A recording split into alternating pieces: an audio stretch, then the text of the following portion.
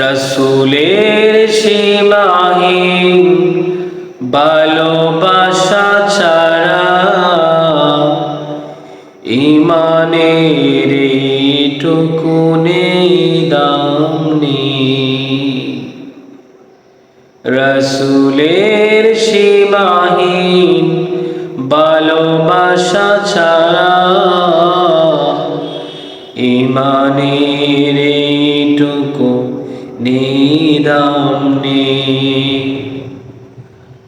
রাসূল করিম সাল্লাল্লাহু আলাইহি ওয়াসাল্লাম হিজরতের উদ্দেশ্যে আল্লাহর নির্দেশে যখন উনি বের হলেন, এই পৃথিবীর মধ্যে রাসূলের সবচেয়ে আস্থাভাজন এবং প্রিয় ছিলেন হযরত আবু বকর।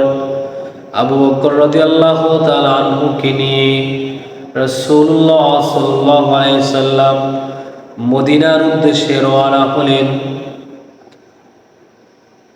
আবু বকর রাদিয়াল্লাহু তাআলা আনহু আর রাসূল যখন চলতেছিলেন, রাসূলুল্লাহ সাল্লাল্লাহু আলাইহি সাল্লাম একটু বিশ্রামের উদ্দেশ্যে একটি গুহার মধ্যে প্রবেশ করলেন। এই বরকতময় গুহার নাম হইল গারে সূর।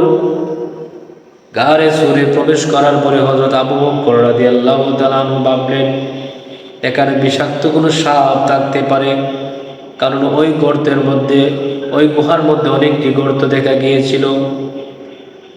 আবু বকর সিদ্দিক রাদিয়াল্লাহু তাআলা আনহু ওনার কাপড় মোবারক দিয়ে প্রত্যেকটা গর্তের মুখকে বন্ধ করে ফেললেন।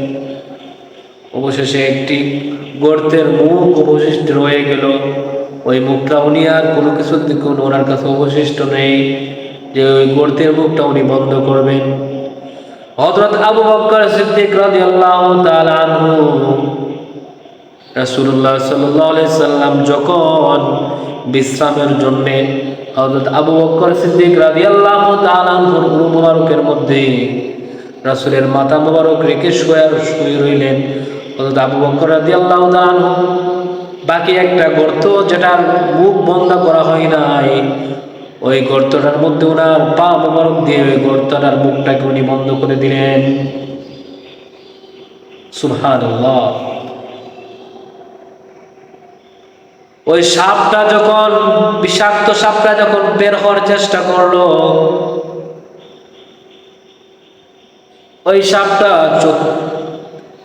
এক পর্যায়ে হযরত আবু বকর রাদিয়াল্লাহু তাআলা আনহুর পা যে গর্তটার মুখের মধ্যে ছিল, ওই মুখের মধ্যে এসে আবু বকর রাদিয়াল্লাহু তাআলা আনহুর পা মুবারকের মধ্যে ওই সাপটা তার মুখ দিয়ে আঘাত করে, অর্থাৎ সাপটা চোপ দেয়। চোপ দেওয়ার পরে ওই বিষাক্ততার কারণে আবু বকর রাদিয়াল্লাহু তাআলা আনহুর সারা শরীরের মধ্যে ব্যথা শুরু হয়ে যায়। কিন্তু একটি মুহূর্তের জন্যও আবু বকর রাদিয়াল্লাহু তাআলা আনহু নবীর এই আরামের ঘুমকে তিনি ব্যাঘাত ঘটান নাই। বিশ্বস্ত বন্ধু, বিশ্বস্ত বন্ধু, বিশ্বস্ত সাহাবী, সবাই সাহাবায়ে কেরাম, সবাই আদল, সবাই ইনসাফদার, কিন্তু আবু বকরের সাথে তো কারো তুলনা হয় না। উনি রাসূল সাল্লাল্লাহু আলাইহি সাল্লামকে ঘুম থেকে জাগান নাই, অথচ অনেক বিষ নিয়ে শরীরের মধ্যে উনি সহ্য করতেছেন।